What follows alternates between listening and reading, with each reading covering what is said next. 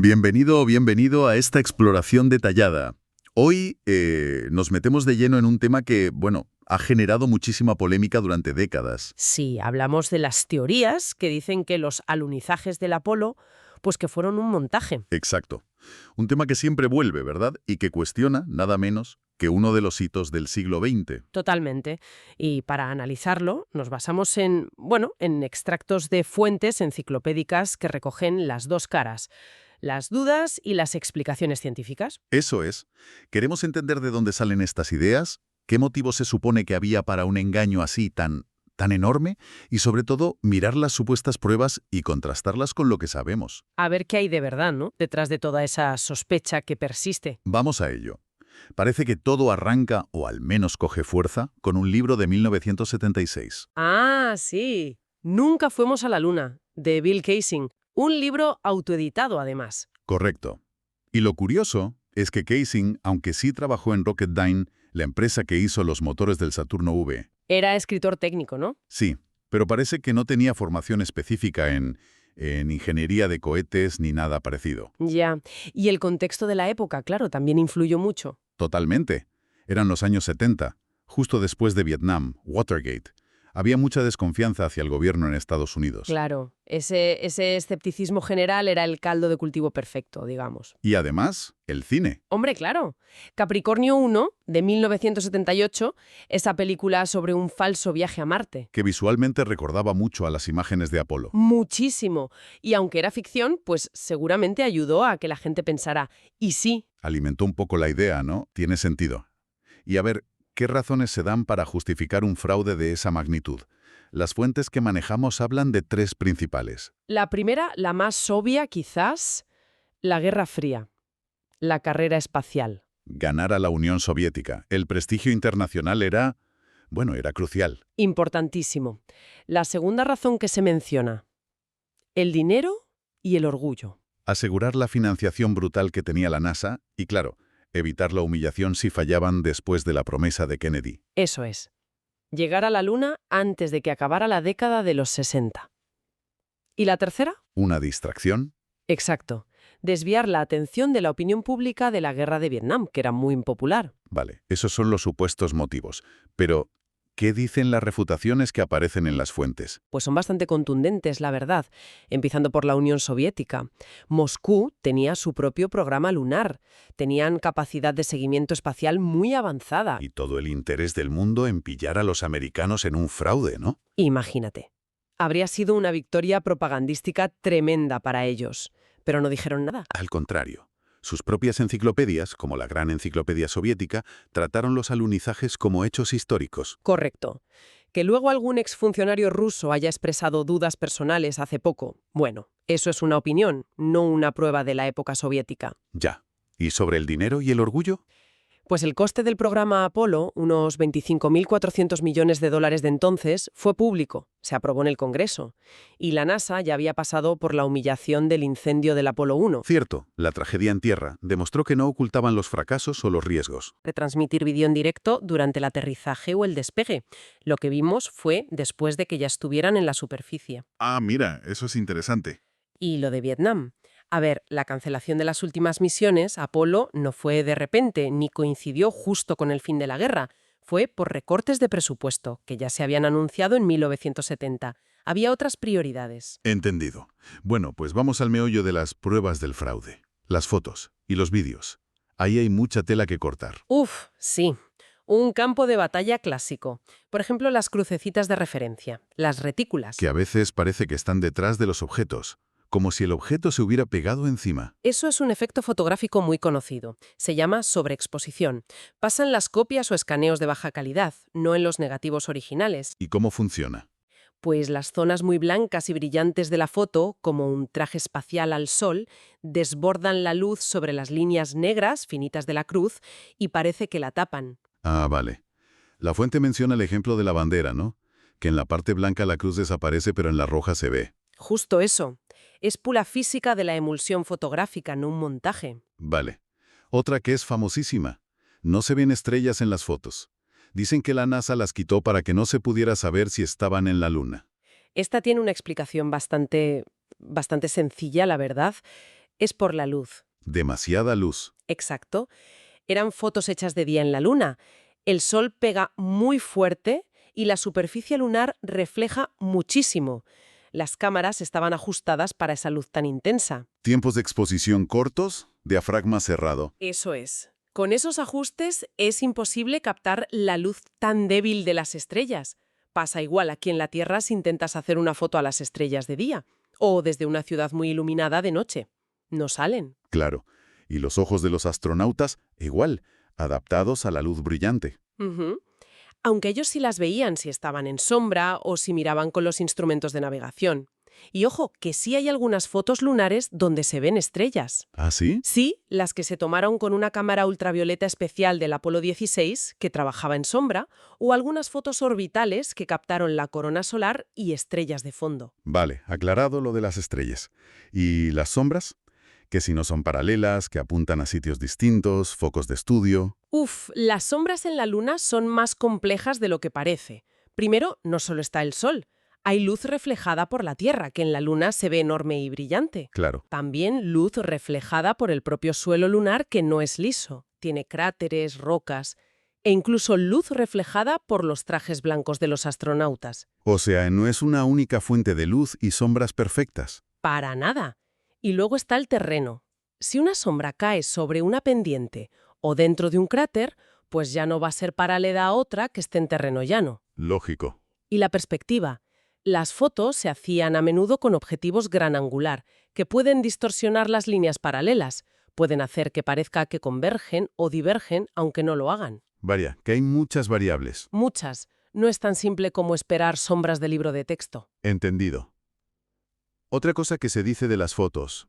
Fondos idénticos en imágenes tomadas desde sitios supuestamente muy separados, como si fuera un decorado pintado. Sí, eso también se comenta.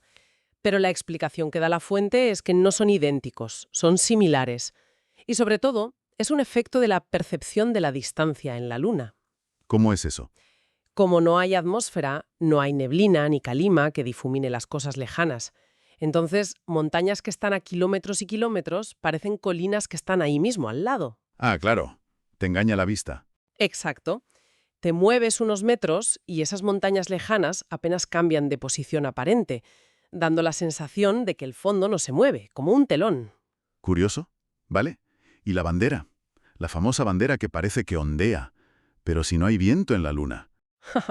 Sí, esa es quizás la imagen más icónica de la conspiración. La explicación. Muy sencilla. La bandera estaba montada en un mástil en forma de L invertida. Tenía una barra horizontal arriba para mantenerla desplegada, precisamente porque sabían que no había viento para hacerla ondear. O sea, se diseñó para que pareciera desplegada. Exacto.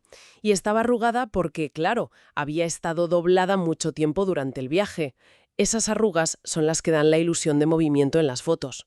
Pero en algunos vídeos sí parece moverse un poco. Sí, pero solo cuando los astronautas la están clavando en el suelo o manipulándola.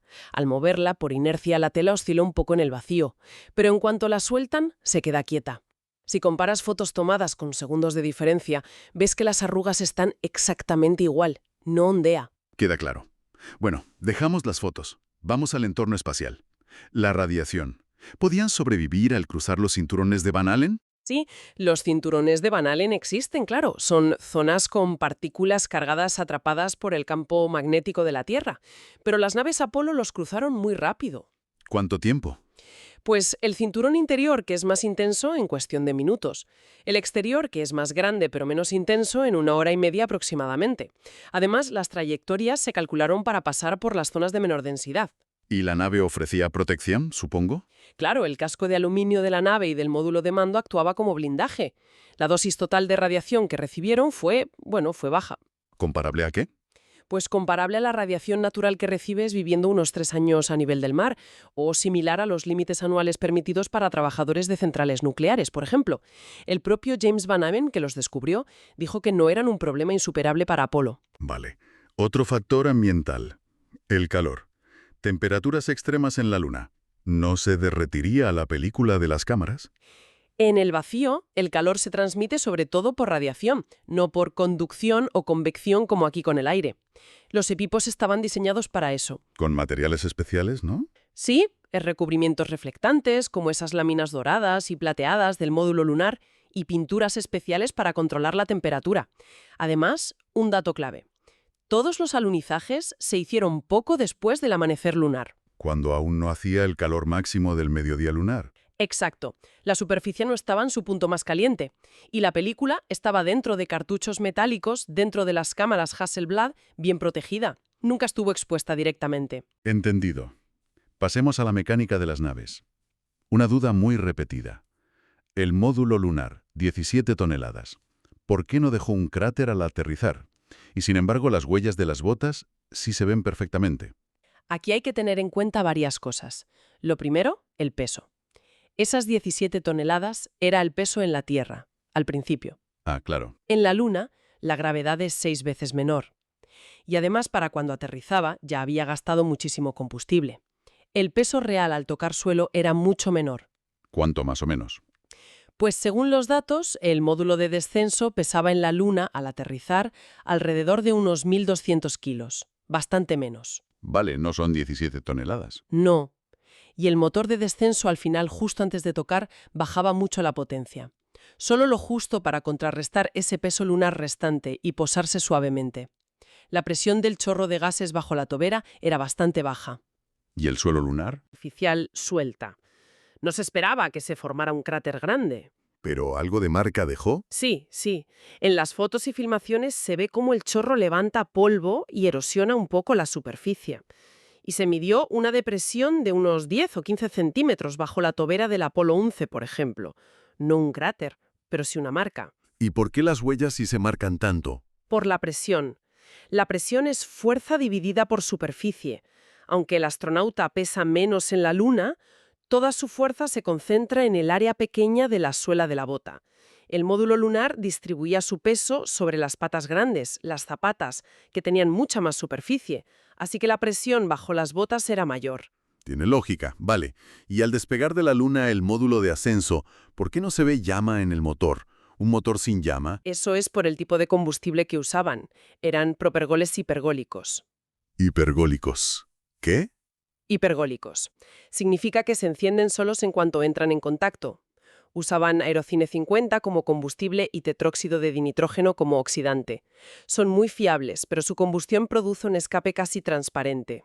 Ah. Sobre todo en el vacío donde no hay oxígeno atmosférico para quemar el exceso de combustible o hacer la llama más visible. La pluma de gases se dispersa muy rápido y es prácticamente invisible. Es algo normal en cohetes que usan ese tipo de combustibles, como los Titan TS que se usaban en la Tierra. Vaya, otra explicación técnica. Bueno, hablemos de algo que suene más sospechoso. La desaparición de datos. Se dice que se perdieron planos y sobre todo las cintas originales de la retransmisión del Apolo 11. Sí, eso es cierto. La NASA ha reconocido que las cintas originales de telemetría del Apolo 11 se perdieron. Esas cintas contenían la señal de vídeo de mejor calidad, la de barrido lento SSTV, antes de que se convirtiera al formato de televisión estándar que vimos todos. ¿Y qué explicación dan? ¿Encubrimiento? La explicación oficial, después de una búsqueda bastante exhaustiva que hicieron en 2009, es que esas cintas fueron borradas y reutilizadas. Reutilizadas. Las cintas del Apolo 11. Sí, parece que era un procedimiento habitual en la época por falta de cintas vírgenes y de espacio de almacenamiento. Algo lamentable desde el punto de vista histórico, pero según ellos fue lo que pasó.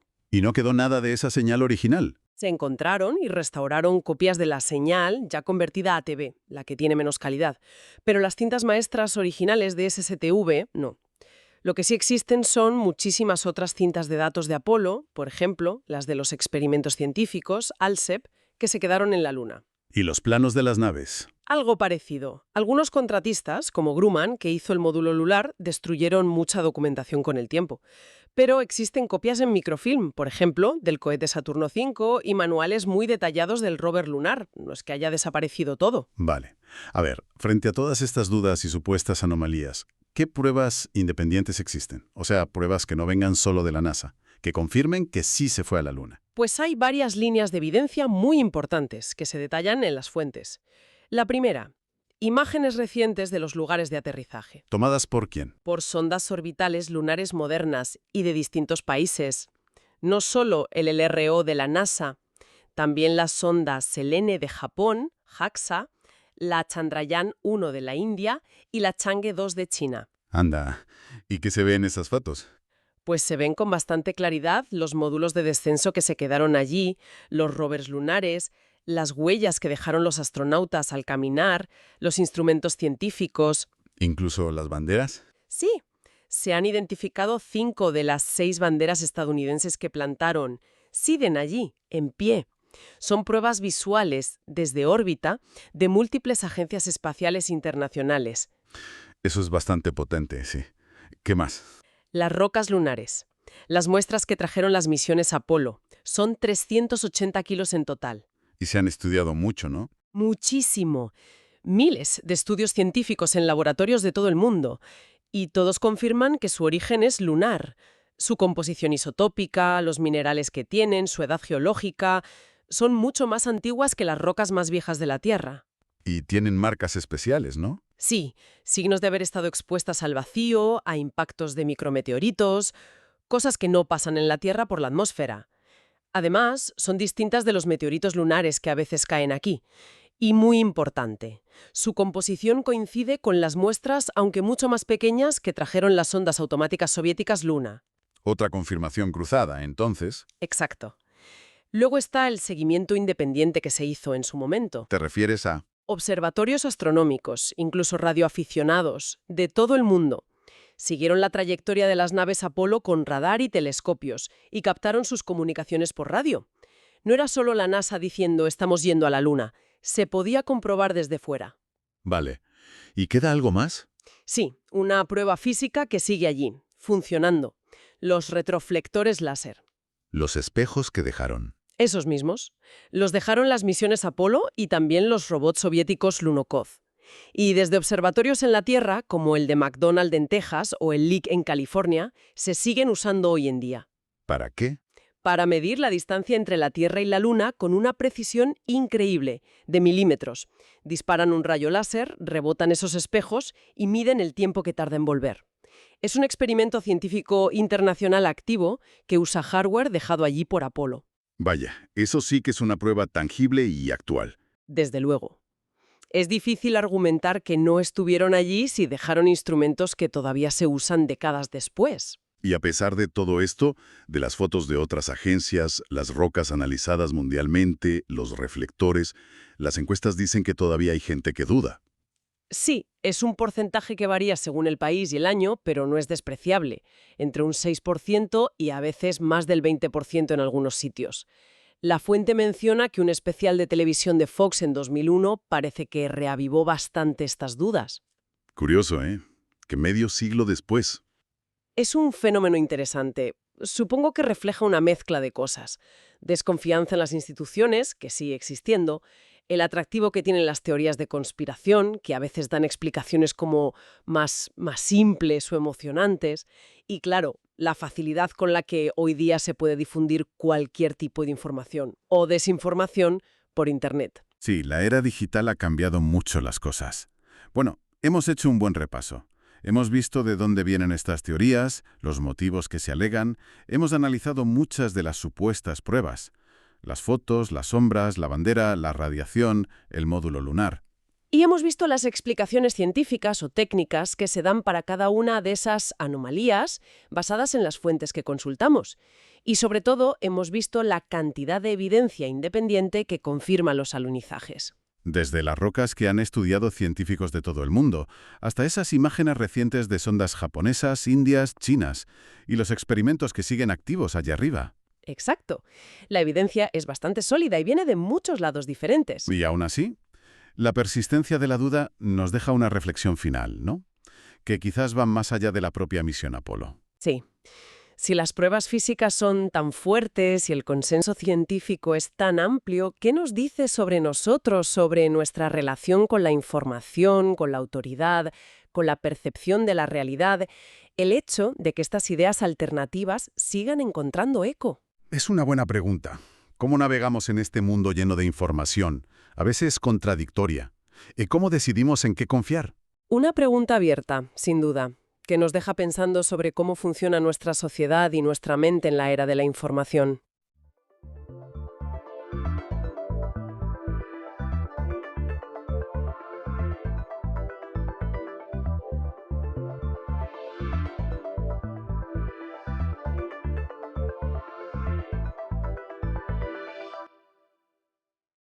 Ese sonido que escuchamos 5 veces al día en tantas partes del mundo. Es la llamada a la oración. Hoy vamos a sumergirnos un poco en la figura que tradicionalmente hace esa llamada, el muecín. Vamos a ver quién es, qué hace exactamente, cuál es su historia. Nos vamos a basar en varias fuentes, incluyendo un artículo enciclopédico bastante completo. La idea es entender mejor este papel que es, fundamental en el día a día de una mezquita. Efectivamente, es un rol con una historia, la verdad, fascinante y unas responsabilidades que van bastante más allá de ser simplemente el que llama. Analizaremos sus orígenes, claro, ligados al propio Islam, cómo ha evolucionado y cómo se encuentra esta figura tan tradicional con la tecnología de hoy. Perfecto. Pues venga, entremos en materia.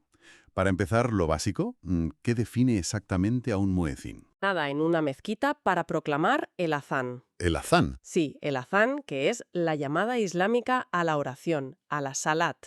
Y esta llamada pues se hace 5 veces al día, marcando los momentos clave. Fajr al alba, Zur al mediodía, Asr por la tarde, Maghrib cuando se pone el sol e Isha ya de noche. O sea que su papel es esencial para organizar la vida de la comunidad en torno a la oración, ¿no? Marca el ritmo del día. Precisamente, se asegura de que la comunidad esté, digamos, sincronizada para cumplir con uno de los pilares del Islam. El término en sí, muezín, viene del árabe muaddin. Literalmente significa el que llama o el que proclama. Ajá. Y aquí hay un matiz importante que a veces se nos escapa. No se le considera un clérigo. No en el sentido jerárquico que igual asociamos con otras religiones. No es el imán, por ejemplo, que es quien dirige la oración. Entiendo. Entonces, ¿sus funciones son solo la llamada? ¿O hace algo más? Pues no siempre, y eso es interesante. A ver, su función principalísima es el Adán, eso está claro.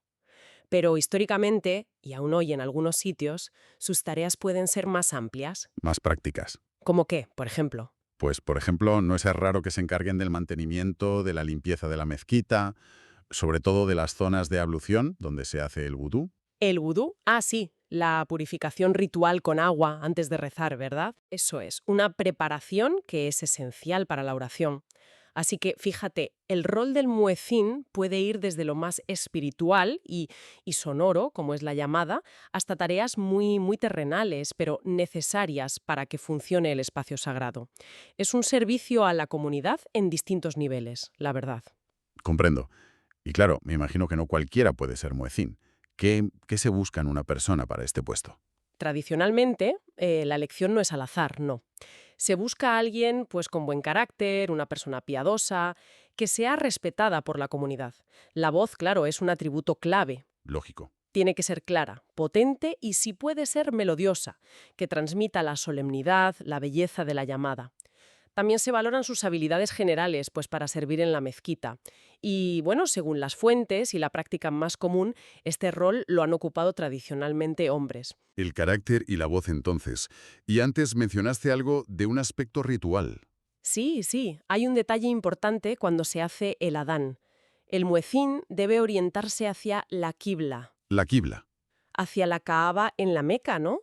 En la misma dirección en la que rezan los musulmanes. Justamente. Es un acto simbólico muy potente. Al llamar a la comunidad a rezar, el propio muecín se alinea físicamente con el centro espiritual del Islam. Conecta su voz, su intención, con el foco de la fe mundial. Le da una dimensión más profunda, sí.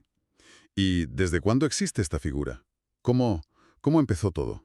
Pues mira, su origen es tempranísimo. Se remonta a los inicios mismos del Islam, en vida del profeta Mahoma. La tradición islámica identifica al primer muecín como Bilal ibn Rabah. También se le conoce como Bilal al-Habashi. Bilal ibn Rabah. Suena importante. Lo es, y mucho. Bilal era un antiguo esclavo de origen etíope. Fue uno de los primeros conversos al Islam y un compañero, un sahaba, muy cercano y muy leal a Mahoma. Su historia personal es muy potente. Sufrió persecución por su fe antes de que lo liberaran. Vaya, Y según la tradición, fue el propio Mahoma quien lo eligió para ser el primer muecín. Valoró su fe profunda y sobre todo su voz, que dicen que era excepcionalmente clara y resonante. que el elegido fuese un antiguo esclavo. Dice mucho de los valores que se querían transmitir, ¿no? Desde el principio. Sin duda. La elección de Bilal a menudo se ve como un símbolo temprano del universalismo del Islam, de la importancia de la piedad por encima del origen social o étnico. Se convirtió en el arquetipo del muecín, una figura venerada no solo por ser el primero, sino por su devoción y esa voz tan emblemática. Su legado, pues, estableció la importancia y el respeto que se asocian a este rol. Fascinante, la verdad. Pero como muchas tradiciones, imagino que el rol del muecín no se quedó ahí, ¿no? Mencionaste antes una evolución. Así es. La historia nunca se para. Con los siglos y a medida que las sociedades islámicas se hacían más complejas, desarrollaban más conocimientos científicos, pues surgió una figura relacionada, pero distinta: el muwaqit. Muakit. ¿Y ese qué hacía, exactamente? El muwaqit aparece, digamos, más documentado a partir del siglo XIV, sobre todo en sitios como el Egipto mameluco, Siria, luego el Imperio Otomano. Y aquí está la diferencia clave con el muecín. Si al muecín se le valoraba por la piedad y la voz, ¿Sí? el muwaqit era un especialista científico. Era un astrónomo, un experto en matemáticas aplicadas. Un astrónomo en la mezquita. ¿Para qué? Pues su tarea principal era, precisamente, calcular con la máxima precisión posible los tiempos exactos de las 5 oraciones diarias. Ah, Y esto, claro, antes de los relojes modernos, era un desafío astronómico bastante complejo. Los tiempos de oración no son fijos, dependen de la posición del Sol. claro, Que varía según el día del año y la latitud del lugar. claro. El amanecer, el mediodía solar, la longitud de las sombras, el ocaso, todo eso cambia constantemente. Necesitaban a alguien que supiera de eso. Exactamente. Determinar el Fajr, el Zuhr, el Asr, el Maghrib y el Isha requería observaciones, cálculos, bastante sofisticados. El muwaqit usaba instrumentos como astrolabios, cuadrantes, elaboraba tablas astronómicas, los cijes, muy detalladas para predecir esos momentos con precisión para su ciudad. Entiendo. Entonces uno tenía la voz y la devoción y el otro la ciencia para decirle cuándo usar esa voz. Una división del trabajo bastante especializada. En teoría, sí, pero bueno, la realidad histórica a veces es más líquida, ¿no? La historiadora Sonja Brentjes sugiere que la distinción no siempre fue tan tajante. ¿Ah, sí? Sí, es posible que el rol del muwaqit evolucionara a partir de muecines que, bueno, por interés o por necesidad, se especializaron en estos cálculos. No eran mundos totalmente separados. Podría tener sentido. Sí, que dentro del grupo de gente dedicada a la mezquita, algunos desarrollaran habilidades más específicas. Justo. Y tenemos ejemplos históricos que apoyan esta idea. Algunos de los muwaqits más famosos, verdaderos gigantes de la astronomía de su época, como Shams ad-Din al-Jalili en Damasco o Ibn al-Shatir, pues también fueron muecines en algún momento, o incluso hacían las dos cosas a la vez. Vaya, Eran figuras que combinaban la devoción religiosa con un nivel científico altísimo. Su trabajo fue crucial no solo para la vida religiosa, sino también para el desarrollo de la astronomía en el mundo islámico. qué interesante esa conexión tan clara entre fe y ciencia en una figura. ¿Y qué pasó con el muwaqit? ¿Sigue existiendo hoy? Hoy en día, el rol del muwaqit como astrónomo dedicado en cada mezquita, pues prácticamente ha desaparecido. La necesidad de sus cálculos especializados ha sido superada por la tecnología. Claro, los horarios de oración ahora están estandarizados. Los encuentras en calendarios, en aplicaciones del móvil, en relojes, en todas partes. Exacto. Cualquier muecín puede saber la hora precisa de la llamada consultando una tabla o una app en su teléfono. La astronomía compleja ya no es un requisito práctico para la función diaria en la inmensa mayoría de las mezquitas.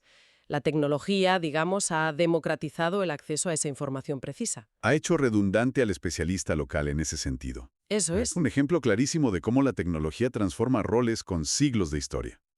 Y hablando de historia y prácticas que cambian, hay una anécdota sobre la elección de muecines en el pasado que es bastante llamativa, relacionada con la arquitectura, ¿no? Y la vida social. Ah, sí, te refieres seguro a la preferencia por muecines ciegos en algunas ciudades. Es un detalle que revela mucho sobre cómo las prácticas religiosas interactuaban con las normas sociales y el entorno de la ciudad. ¿Y por qué? ¿Por qué preferían a personas ciegas? Pues tiene que ver con la aparición de los minaretes, esas torres altas que se volvieron tan características de muchas mezquitas. Tradicionalmente, el muecín subía al balcón del minarete para hacer la llamada. Así se aseguraba de que su voz llegara lo más lejos posible. Claro, desde esa altura la vista tenía que ser, bueno, panorámica y quizá demasiado indiscreta, ¿no? Ahí está la clave. Desde lo alto de un minarete, en una ciudad densamente poblada, pues será inevitable tener vistas directas a los patios interiores, a las terrazas de las casas de alrededor. Claro. Y esos espacios, en muchas culturas musulmanas, se consideraban parte del ámbito privado familiar, especialmente para las mujeres de la casa. La preocupación por proteger esa privacidad, el haram, y evitar miradas, bueno, indebidas, era muy real. Y la solución fue elegir a alguien que no pudiera ver. Increíble. En efecto, en algunas ciudades y en algunos periodos se desarrolló la costumbre de nombrar preferentemente a hombres ciegos como muecines. Era una solución ingeniosa, pragmática. Garantizaba la función religiosa, la llamada desde lo alto, sin comprometer las normas sociales sobre modestia y separación de espacios. Vaya, eso sí que es una adaptación sorprendente. No es solo una anécdota, nos dice mucho sobre la estructura social, la arquitectura, la religión, todo entrelazado. Totalmente. Muestra una sensibilidad hacia la organización social, hacia la privacidad, que se integraba directamente en la práctica religiosa.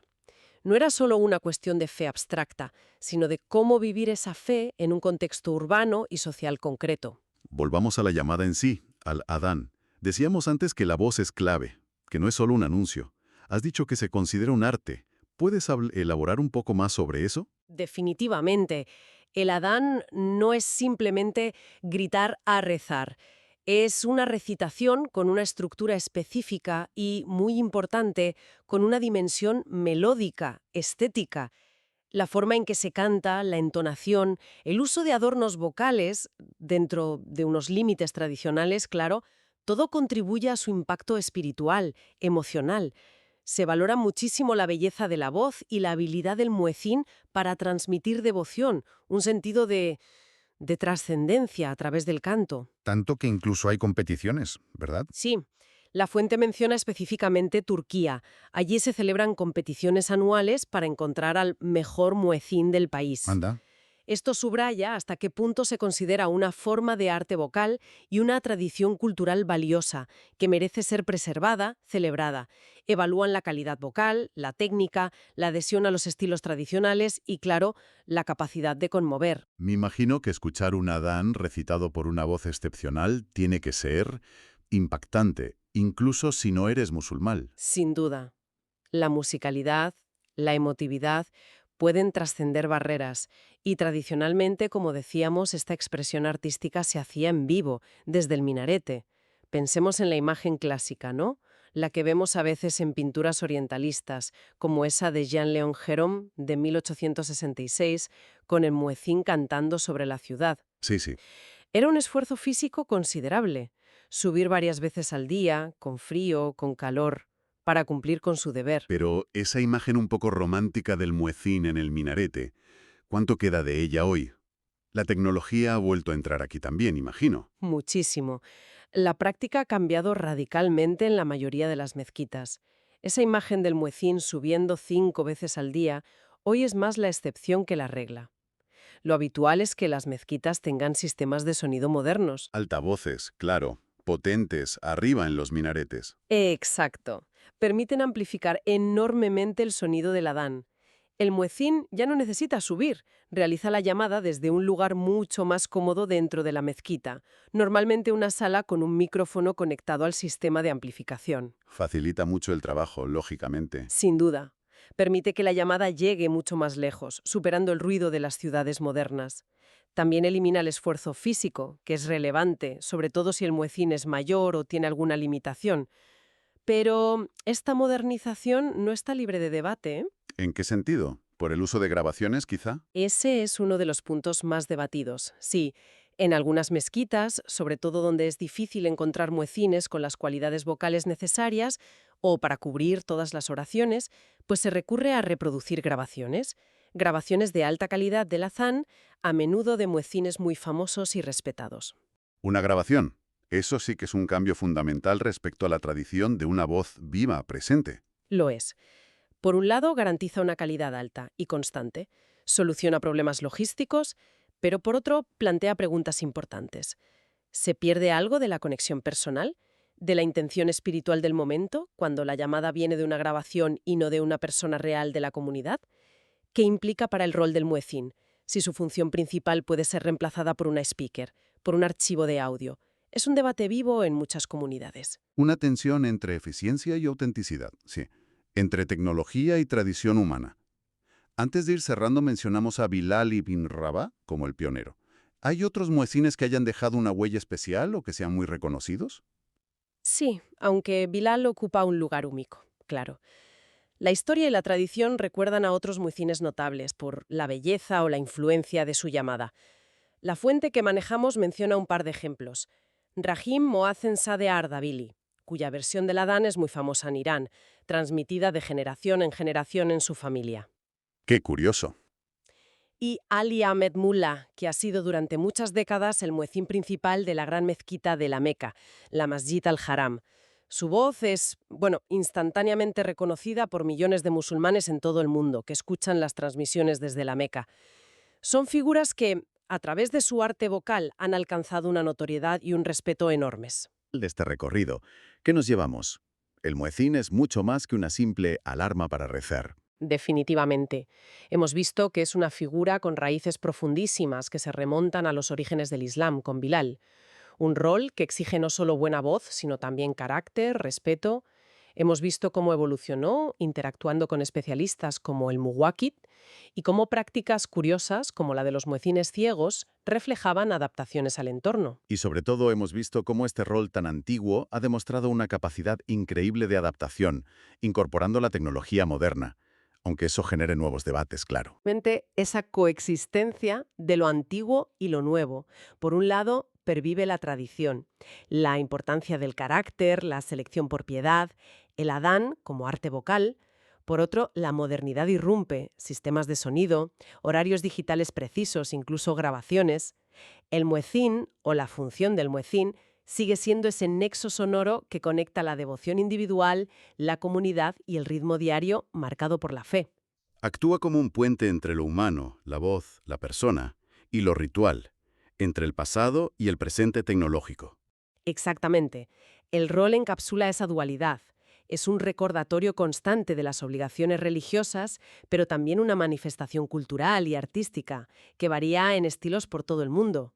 Es una voz que, amplificada o no, sigue marcando el paisaje sonoro de muchísimos lugares. Nos deja pensando en esa interacción entre la voz humana, única, imperfecta, y la tecnología capaz de replicar la perfección infinitamente. Sí, y tal vez una reflexión final podría ir por ahí.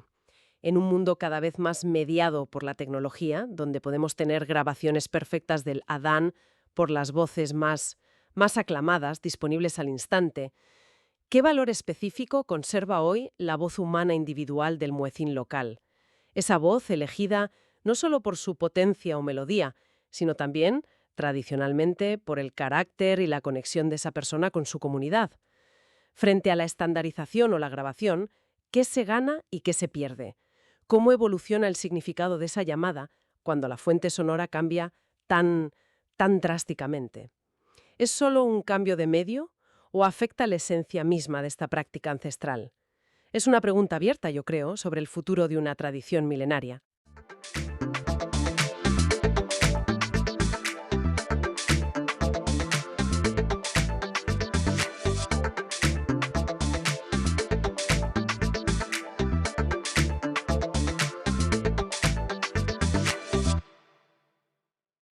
Vivimos en una época geológica con nombre propio, el Holoceno. Suena así como muy importante, ¿verdad? Pero, a ver, ¿qué significa exactamente? ¿Y desde cuándo estamos en ella? Pues sí, suena importante. Y bueno, lo es para nosotros. Claro. El Holoceno es, básicamente, la época geológica actual, la que empezó justo cuando terminó la última, digamos, gran glaciación. Ah, vale. ¿Hace cuánto de eso? Pues hace unos 11.700 años, más o menos, cuando los hielos se retiraron, vaya. Hoy vamos a meternos a fondo en estos últimos milenios, ¿no? Apoyándonos en una fuente, una enciclopedia bastante completa sobre el tema. Exacto. La idea es entender qué define al Holoceno. No solo cuándo empezó, que ya nos lo has dicho, sino pues cómo ha sido su clima, qué cambios en la Tierra ha habido y sobre todo cómo entramos nosotros, los humanos, en juego. Mm, Porque vamos, si algo marca esta época, parece que es esa mezcla, ¿no? Cambios naturales y, bueno, la expansión humana por todo el planeta. Venga, vamos a desgranar esto. precisamente. Y yo creo que lo más fascinante es justo eso, ver cómo esos dos hilos, los cambios naturales del planeta y la historia humana, se han ido, pues, entrelazando, de una forma que ya no se puede separar, Ya, casi 12.000 años. Que a ver, en tiempo geológico, el Holoceno es un suspiro, un parpadeo. claro, comparado con millones de años. Exacto. Pero en ese parpadeo está toda nuestra historia escrita. Las revoluciones tecnológicas, el auge y caída de civilizaciones, es fundamental recordar eso. Estamos en un periodo interglacial, como una pausa cálida dentro de los grandes ciclos de frío del Cuaternario. Vale, pues empecemos por el principio, por el nombre. Que a veces los nombres dan pistas. Holoceno, ¿de dónde sale? Pues viene del griego antiguo, así. Viene de holos, que significa entero, completo, Ajá. y kainos, que significa nuevo. Así que Holoceno vendría a ser algo como lo enteramente nuevo, o lo completamente reciente, si quieres. Enteramente nuevo, me gusta. Y el sufijo ceno, pues es el que se usa para todas las épocas de nuestra era geológica, la era cenozoica. Entendido. ¿Y cómo se sabe tan exactamente cuándo empieza? Has dicho 11.700 años, no es una cifra redonda. No, no es redonda, es bastante precisa. A ver, el Holoceno sigue a la época anterior, el Pleistoceno, la famosa edad de hielo, ¿no? Ujú. Juntas forman el periodo cuaternario. Y el inicio formal, oficial, se ha fijado hace unos 11.700 años antes del año 2000. O sea, en el 9.700 antes de Cristo, más o menos. Exactamente. Eso es, aproximadamente.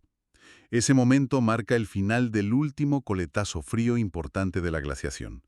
Un evento, además, muy abrupto, que se llama el Junger Dryas. El Junger Dryas. Sí, y para fijar esa fecha, los geólogos usan una cosa que llaman GSSP. Es como la chincheta dorada, por decirlo de alguna manera, en un punto concreto de un registro geológico. Una chincheta dorada. ¿Y dónde han puesto esa chincheta para el Holoceno? Suena muy específico. Lo es, lo es. En este caso, está en un testigo de hielo, uno que se perforó en Groenlandia, el NGRP2. En el hielo de Groenlandia. Sí, porque las capas de hielo van guardando información del clima año a año, como un libro. Y ahí, en ese testigo, se ve muy claro el cambio de condiciones que marca el inicio de nuestra época.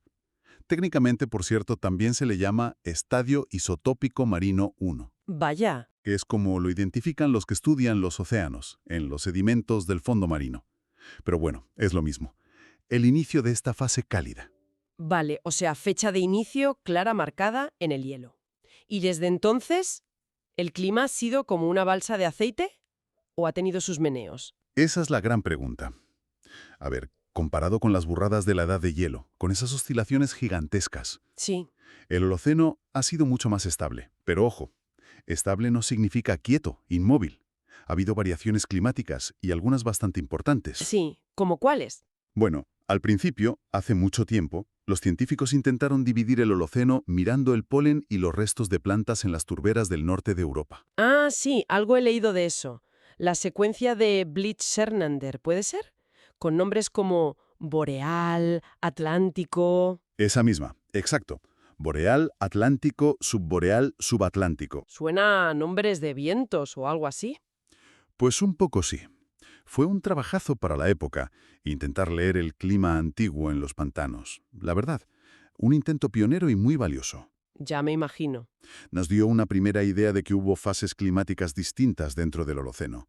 Pero claro, era una visión muy centrada en Europa, lógicamente. Claro. Con el tiempo, y ya con registros mucho mejores de todo el planeta, testigos de hielo como el de Groenlandia, sedimentos del fondo del mar, estalagmitas en cuevas, pues se vio que hacía falta una subdivisión más formal, basada en eventos climáticos que se notaran a escala global. Tiene sentido.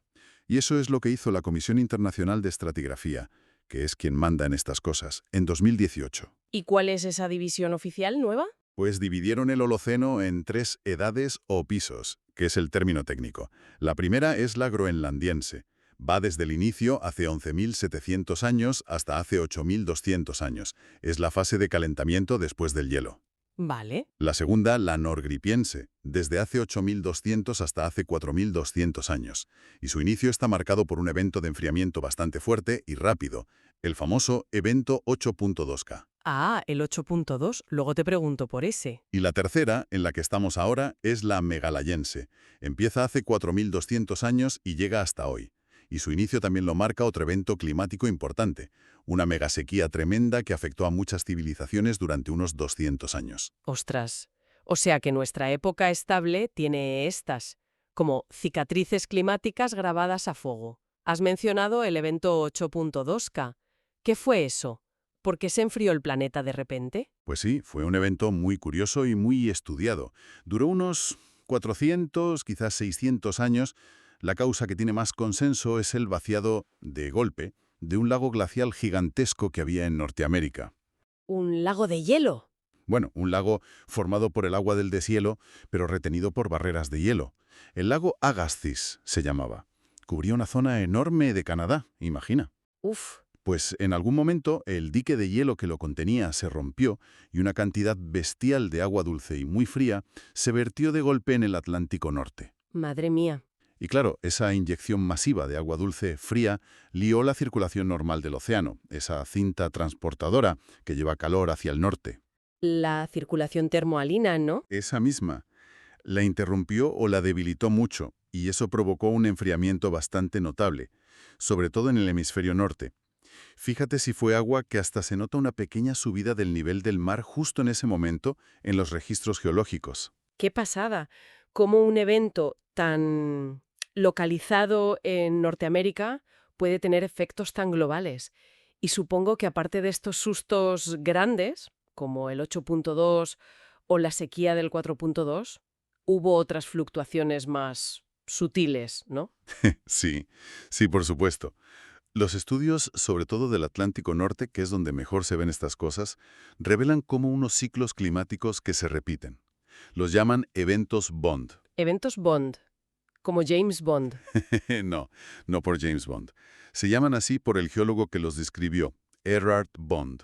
Parecen tener ritmos periodicidades de unos 1.000, 1.500 o 2.500 años. Ajá. No se sabe seguro por qué ocurren, pero podrían tener que ver con pequeños pulsos de deshielo de los glaciares que aún quedaban, o quizás con variaciones en la actividad del Sol.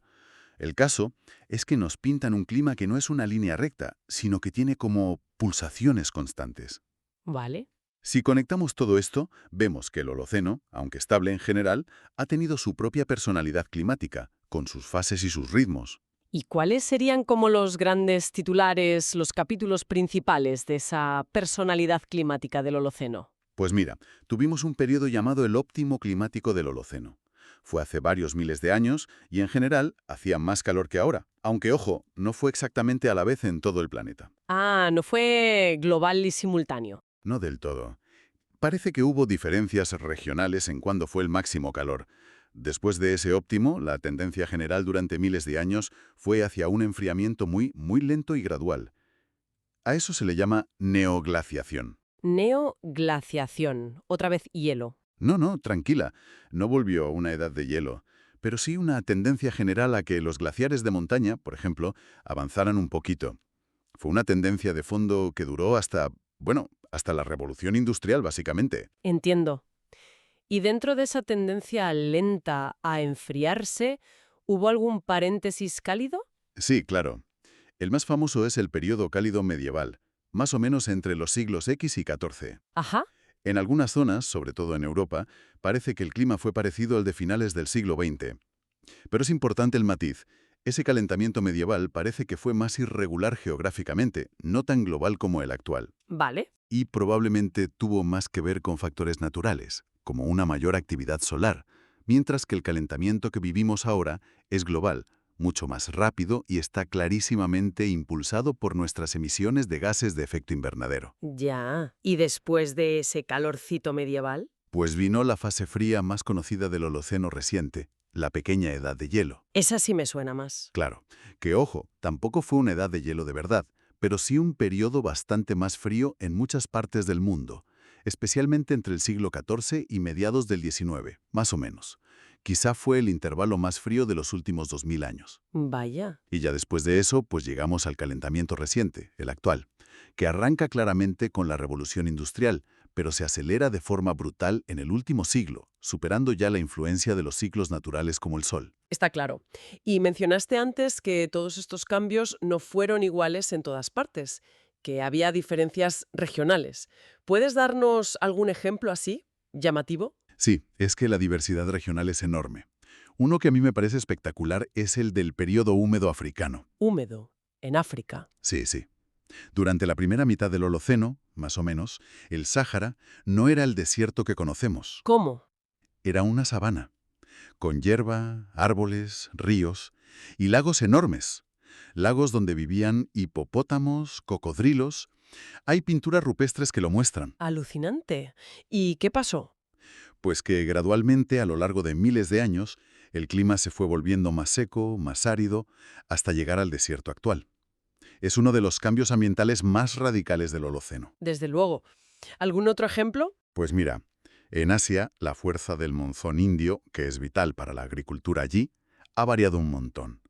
Hubo periodos con monzones muy fuertes que quizá favorecieron el desarrollo de algunas civilizaciones. Ajá.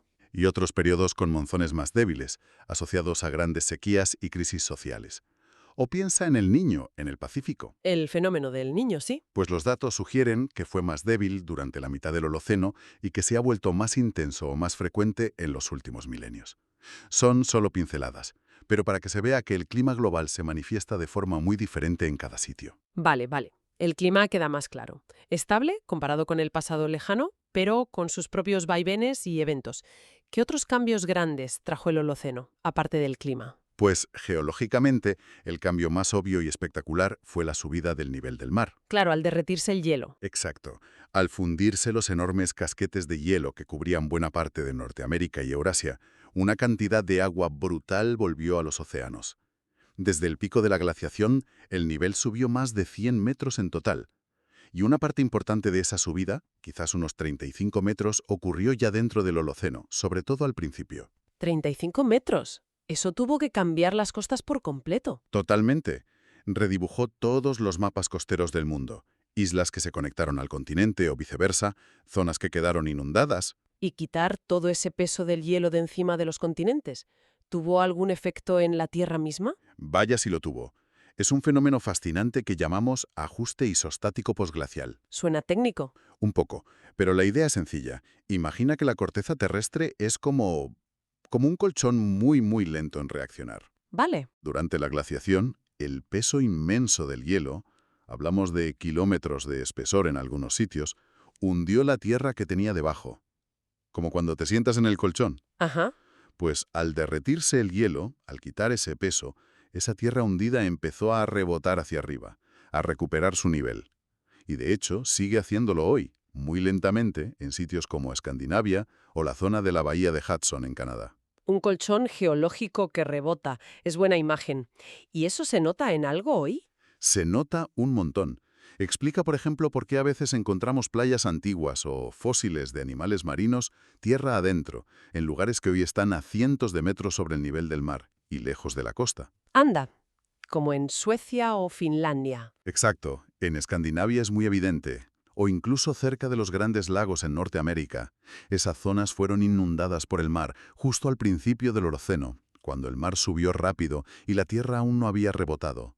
Luego, al subir el terreno, emergieron. Qué curioso. Y este rebote también es la causa de pequeños terremotos que ocurren en esas zonas, que no son zonas de fallas activas típicas, y ha cambiado la geografía de mares interiores como el Báltico, que se ha ido encogiendo y cambiando de forma. Fascinante, la verdad. ¿Y para la vida? Para los animales, las plantas. ¿Cómo les sentó el inicio del Holoceno? Pues el Holoceno empieza justo después de una gran crisis para muchos animales, la extinción de la megafauna del final del Pleistoceno. Los mamuts, los tigres dientes de sable. Esos mismos y muchos otros, perezosos gigantes, gliptodontes, sobre todo fuera de África, donde la extinción fue más bestia. Muchas de esas grandes especies desaparecieron justo en la transición entre el Pleistoceno y el Holoceno, o muy al principio de nuestra época. No quedó ni uno, ninguno aguantó un poco más. Algunas especies sí tuvieron poblaciones que aguantaron un tiempo más, como refugiadas. Por ejemplo, el ciervo gigante irlandés, ese con unas astas enormes, Sí, espectacular. pues sobrevivió en Siberia hasta hace unos 7.700 años. Y el caso más famoso, claro, es el de los mamuts lanudos. Los mamuts pensaba que se habían extinguido antes. Los continentales sí, desaparecieron hace unos 10.000 años, pero quedó una pequeña población aislada en una isla, la isla de Wrangel, en el Ártico ruso. Y aguantaron allí hasta hace solo unos 4.000 años. 4.000 años. Pero eso es poquísimo en tiempo geológico. Poquísimo. Coexistieron con las pirámides de Egipto, para que te hagas una idea. ¡Qué fuerte! Mamuts mientras se construían las pirámides. Sí. Además, el calentamiento del Holoceno hizo otra cosa. Fragmentó muchos ecosistemas fríos. Lo que antes era una gran extensión de tundra o bosque boreal se rompió y quedaron como islas de clima frío aisladas en las cumbres de las montañas. Islas biológicas. Entiendo. Y en medio de todo este escenario de cambio climático, continentes que rebotan, ecosistemas que se reorganizan, aparecemos nosotros. O más bien empezamos a dejar una huella mucho más profunda, ¿no? Exactamente. El Holoceno es, sin duda, el escenario de la explosión demográfica humana, de la invención de la agricultura, la ganadería, el desarrollo de las primeras aldeas, luego las ciudades, los estados, los imperios. Vamos, toda la historia que nos suelen contar. ¿Cuáles fueron como los primeros pasos clave de la humanidad ya en el Holoceno? Bueno, ya justo en la transición y en el Holoceno más temprano, lo que los arqueólogos llaman mesolítico o epipaleolítico según la zona, vemos cosas importantes. Por ejemplo, el arco y la flecha se generalizan, lo cual es un avance tecnológico grande para la caza. Sí. Empiezan a aparecer los primeros asentamientos que parecen ya más permanentes, no solo campamentos temporales. El caso clásico es Jericó, Tele Sultan. Y luego tenemos sitios alucinantes como Göbekli Tepe, en Turquía. Göbekli Tepe, sí, eso es increíble. Increíble. Enormes pilares de piedra tallados con animales construidos hace más de 11.000 años.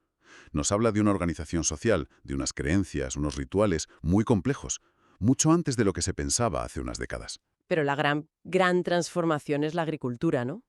La que lo cambia todo. Sin duda, la revolución neolítica arranca con fuerza en el Holoceno temprano, sobre todo en esa zona que llaman el creciente fértil, en Oriente Medio. Ajá. Pero ojo, también ocurrió en otras partes del mundo de forma independiente, en China, en América.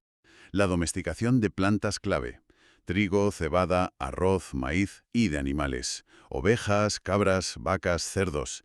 Eso cambió radicalmente la forma de vida humana. ¿Y cómo influyó el clima del Holoceno en que surgiera la agricultura justo entonces? Pues probablemente fue un factor crucial. El clima del Holoceno temprano era, en general, más cálido y húmedo que al final de la glaciación, y también había más CO2 en la atmósfera. ¿Más CO2? Sí, los niveles subieron al final de la glaciación. Y todo eso junto, más calor, más agua, más CO2, seguramente hizo que las plantas silvestres que luego se domesticaron crecieran mejor y fueran más abundantes. Digamos que el entorno se volvió más propicio. Entiendo, como que puso la mesa. Algo así. Y una vez que se estableció la agricultura, pues ya sabes, permite producir más comida, almacenar excedentes, alimentar a más gente. Eso lleva al sedentarismo, a que la población aumente, a que surja la especialización del trabajo, las aldeas, las ciudades, los estados. La base de la civilización, vaya. Y esa relación entre clima y sociedades humanas ha seguido durante todo el Holoceno, imagino. ¿Hay ejemplos claros de cómo las variaciones climáticas posteriores afectaron a las civilizaciones que ya existían? Muchísimos. La fuente menciona varios casos. A menudo, cambios climáticos como sequías muy largas o al revés, periodos muy fríos o húmedos, parecen coincidir con momentos de crisis, de migraciones o incluso de colapso de algunas culturas. ¿Como los mayas, por ejemplo? Clive clásico. O la cultura Tiahuanacu en los Andes. O sociedades en Asia, en África. Ojo, no es que el clima sea el único culpable, nunca lo es. Hay factores sociales, políticos, económicos, Claro, es complejo. muy complejo. Pero el clima era, sin duda, un factor de estrés muy importante, o a veces de oportunidad, con el que las sociedades tenían que apañárselas. Les podía poner las cosas muy difíciles o facilitarles la expansión. Y con esto llegamos ya casi al presente. Y a un tema que está en boca de todos últimamente, el antropoceno. La idea de que hemos cambiado tanto el planeta que, bueno, hemos iniciado una nueva época geológica nosotros solitos. ¿En qué ha quedado eso oficialmente? Pues es un debate científico súper interesante. Y muy relevante, claro. La idea del antropoceno la propusieron formalmente el químico Paul Crutzen y Eugene Stormer en el año 2000. Sí, Y el argumento es potente. El impacto humano es tan bestia y tan global, piensa en el cambio climático, la cantidad de extinciones, todo lo que movemos de tierra, los plásticos por todas partes, los isótopos radioactivos de las pruebas nucleares, que hemos dejado una señal clarísima en el registro geológico. Una señal distinta a la del Holoceno natural. sobre todo desde mediados del siglo XX, ¿no? La gran aceleración. Exacto. Esa es la idea principal.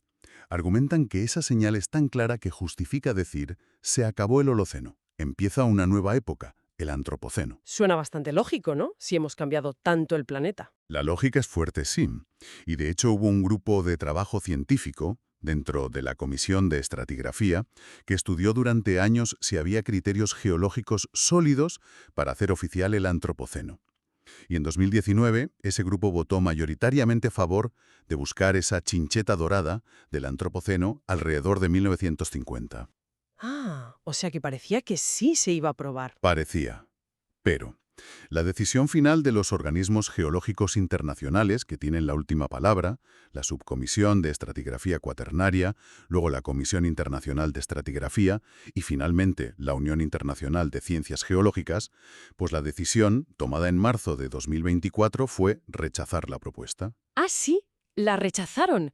¿Y por qué? Pues las razones principales que dieron estas comisiones fueron, dos sobre todo. Una, que el registro geológico de este impacto humano tan reciente es todavía muy delgado, muy superficial. Geológicamente hablando, claro, comparado con los grosores de roca o sedimento que definen otras épocas geológicas de millones de años. Entiendo. Y la otra razón es que la fecha de inicio propuesta, mediados del siglo XX, es extremadamente reciente en la escala del tiempo geológico. Es casi ayer. Así que la conclusión oficial, por ahora, es que seguimos estando en la época Holoceno, y más concretamente en la edad megalayense. Vale. Es importante entender que esto es el resultado de aplicar unas reglas científicas muy estrictas para clasificar el tiempo geológico. No es para nada una negación del impacto humano brutal que estamos teniendo. Eso es innegable. Entendido. O sea, seguimos en el Holoceno, pero un Holoceno muy, muy cambiado por nosotros.